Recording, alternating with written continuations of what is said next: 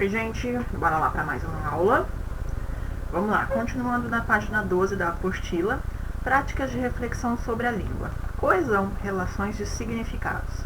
Um texto é uma organizada rede de sentidos e palavras que estão relacionadas umas às outras por sua função da estrutura do texto e também por seus significados.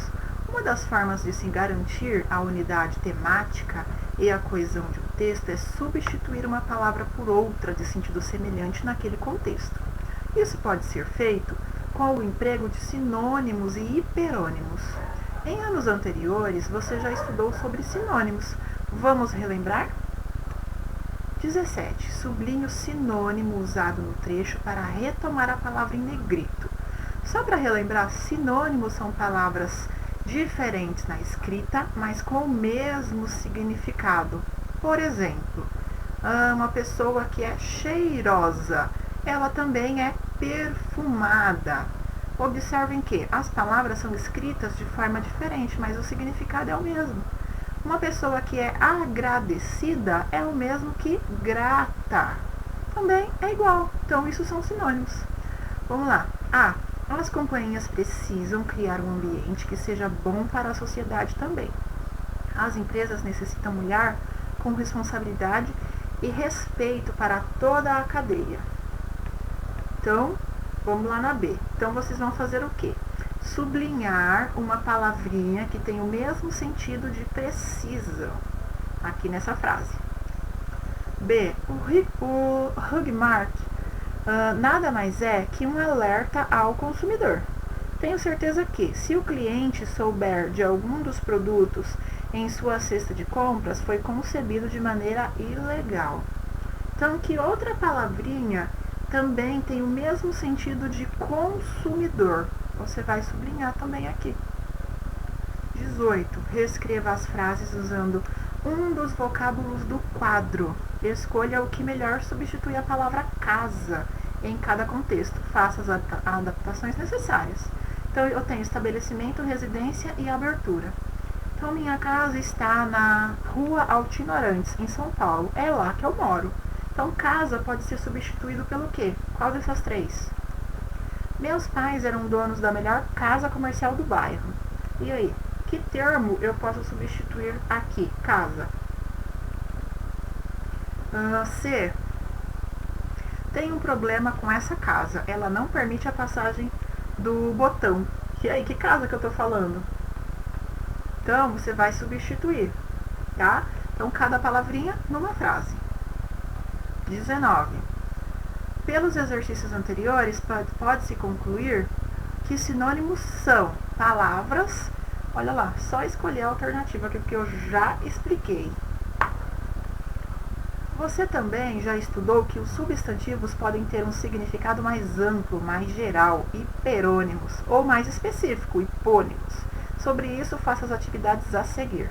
Então, olha lá, hiperônimos, ele é mais específico. Por exemplo, eu tenho um animal de estimação. Animal, ele não é específico, eu estou falando de forma geral. Já o hipônimo, eu tenho um cachorro de estimação. Olha lá, o meu animal é um cachorro. Eu já dei o quê? Uma dica do que é. Então, é mais específico. Vamos lá. Releia o trecho. O Brasil é um exemplo na luta contra a escravidão. O país mostrou que é possível ter boas leis e mecanismos institucionais. Vamos lá, então. Para não repetir o nome Brasil, o entrevistado usou outro substantivo. Veja que as duas palavras não têm exatamente o mesmo sentido. Qual dos dois substantivos tem sentido mais amplo? É país ou Brasil? Explique sua resposta. Tá na cara esse aqui, hein, gente? Só explicar qual que é mais específico dessas duas palavrinhas que tá aí. É só você explicar com as suas palavras. Vamos lá para a próxima. 21. Levando em conta o exercício anterior, em cada item sublinhe a palavra que tem sentido mais amplo que as demais do grupo. Então, qual que é mais amplo? Não é tão específico. Então, qual das alternativas você vai marcar? Aliás, você vai sublinhar, né? Levando em conta o exercício anterior, em cada item sublinha a palavra que tem sentido mais amplo que as demais do grupo. Então, em todas elas, você vai sublinhar uma, tá? Que é mais amplo que as demais do grupo. 22. Releia o fragmento observando a palavra destacada. Eu acredito que a maioria dos consumidores e a maioria dos negócios tem boas intenções. Nunca passou pela minha cabeça que todas as indústrias, todos os fabricantes de tapetes ou todos os restaurantes eram gananciosos e estavam trabalhando de maneira equivocada. Mas, ao mesmo tempo, eles não podem se esquivar da responsabilidade de criar uma sociedade melhor e precisam consertar todos os defeitos de suas empresas. Por isso, foi necessário mostrar aos consumidores as companhias que realizam um bom trabalho. Então, grife os sinônimos que retomam a palavra negócios.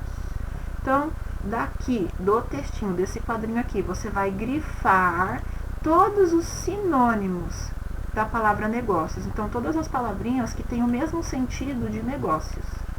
Agora, você vai circular aqui na B. Circule hipônimos que retomam a palavra negócios. O que é hipônimos mesmo? Dá uma olhadinha lá na página anterior para você confirmar. Então, circule os hipônimos que têm relação com a palavra negócios. C. O parágrafo foi estruturado a fim de contribuir para a argumentação. A frase inicial apresenta a ideia de maneira mais geral. Já na frase seguinte, mais detalhada, tem o objetivo de... Então, escolha aqui uma das alternativas. O papel do adjunto adnominal na oração. Você já estudou que os sintagmas que constituem os termos da oração, sujeito e complemento verbal, apresentam um ou mais núcleos. Núcleo é aquela palavrinha mais importante. O núcleo é um elemento fundamental tanto para a estrutura da oração como também para seu sentido. Mas será que isso significa que as demais palavras ou expressões que acompanham o núcleo do sujeito ou do complemento verbal são dispensáveis? Que papel elas desempenham? Realize as atividades a seguir para pensar melhor sobre isso. Leia o fragmento para responder as questões 23 e 24. Olha lá, de novo, uma parte da entrevista da revista Dinheiro e do Satyart. Dinheiro. Mas não houve avanços nesse período de mais de 5 décadas que o senhor trabalha contra esse tipo de crime?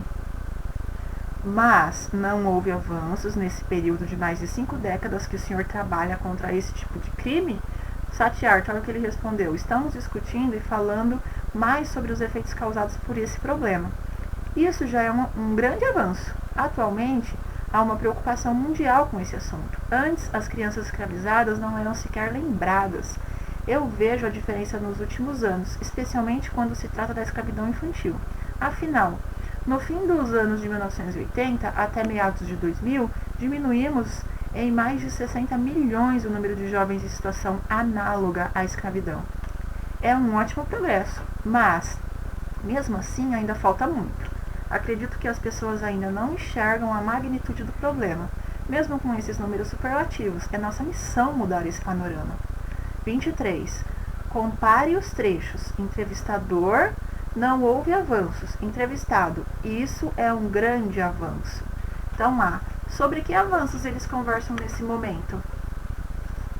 Então, você pode colocar aqui, do ladinho, que avanços que eles estão falando. Na fala do entrevistado, o entrevistado é esse aqui. Na fala do entrevistado, a palavra grande se liga a avanço. Ela é necessária para a estrutura da frase ou poderia ser excluída? Então, a gente poderia tirar esse termo avanço? Ela é importante aqui ou não? Anote aí também. Vamos lá. C. A palavra grande é núcleo ou é determinante do sintagma? Marque aqui a alternativa. D. No caso da palavra grande ser excluída, há alteração de sentido na frase? Explique sua resposta. Então, se esse termo aqui for retirado, Se grande for retirado da frase, vai ter alteração de sentido? Você vai explicar aqui. 24. Explique com suas palavras a diferença de sentido entre as orações. A. 1. Atualmente, há uma preocupação mundial quanto a esse assunto.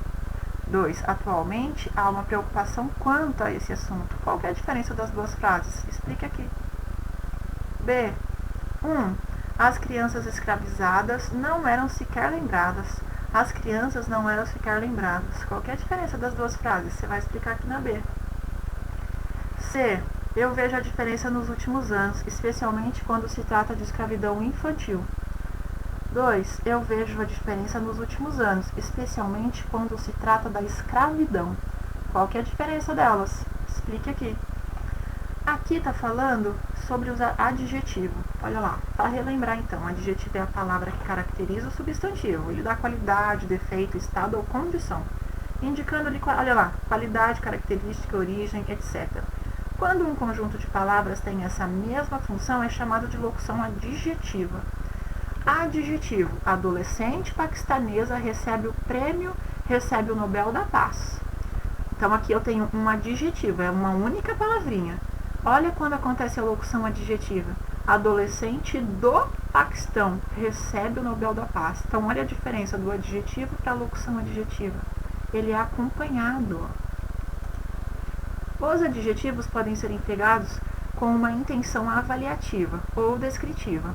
No primeiro caso, expressa uma avaliação pessoal. Por exemplo, em trabalho cruel, o autor expressa como ele encara determinado trabalho, sua opinião sobre o que fala e pode-se ou não concordar com essa adjetivação. Porém, em trabalho infantil, não há um juízo de valor, e sim a constatação objetiva de que é um trabalho realizado por crianças, e isso não pode ser contestado.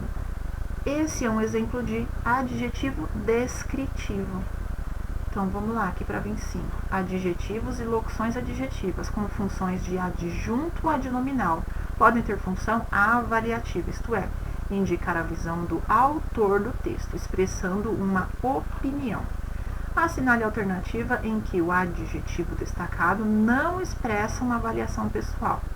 Então, você vai indicar aqui, alternativa que, olha lá, assinale a alternativa em que o adjetivo destacado não expressa uma avaliação pessoal. Qual das três?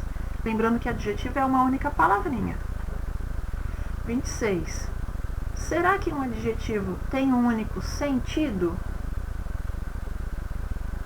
Qual é o sentido do adjetivo grande nas frases 1 e 2? 1. Ele é admirado por ser um grande homem. Ele é admirado por ser um homem grande. Qual que é a diferença dos dois termos grande aí nessas frases? Você vai explicar aqui. Vamos na B agora. Observe o uso do adjetivo grande na entrevista.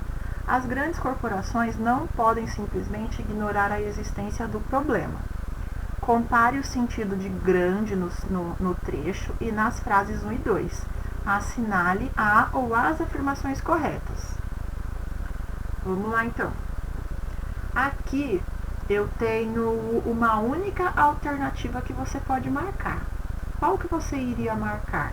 Compare o segundo, aliás, compare o sentido de grande no trecho e nas frases 1 e 2. Assinale a afirmação correta. Então, qual que você marcaria aqui? É uma só, tá? C.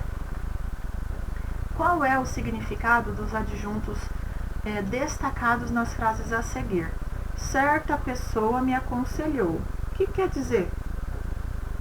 Seria o quê? Quem é essa certa pessoa? Dá para saber quem é? A pessoa certa me aconselhou. E aí? Esse certa quer dizer o quê? Que a pessoa era uma simples receita. E aí? Quando esse termo aí simples, era uma simples receita. Era uma receita simples. Qual que é a diferença? Você vai marcar aí. Vamos lá, 27. Observe os elementos destacados em cada sintagma. É um ótimo progresso, mas Mesmo assim, ainda falta muito. Acredito que as pessoas ainda não enxergam a magnitude do problema, mesmo com esses números superlativos. É nossa missão mudar esse panorama. Então, sobre a relação entre adjunto adnominal e núcleo, não se pode afirmar que. Você vai marcar a alternativa incorreta. Vamos lá. Competência leitura, relação de causa e consequência. Prova Brasil. A função da arte. Diego não conhecia o mar. O pai, Santiago Kovadlaf, levou-o para que descobrisse o mar. Viajaram para o sul. Ele, o mar, estava do outro lado das dunas altas, esperando. Quando o menino e o pai, enfim, alcançaram aquelas alturas de areia, depois de muito caminhar, o mar estava na frente de seus olhos, e foi tanta a imensidão do mar e tanto fulgor que o menino ficou mudo de beleza. E quando finalmente conseguiu falar, tremendo, gaguejando, pediu ao pai: "Me ajuda a olhar?" Olha lá. O menino ficou tremendo, gaguejando por quê? Escolha uma das alternativas. E depois você vai ler aqui que a resposta já está aí na sua cara. E aí a gente continua na próxima aula com entrevista jornalística oral, tá ok? Então, beijo e até a próxima aula. Tchau, gente!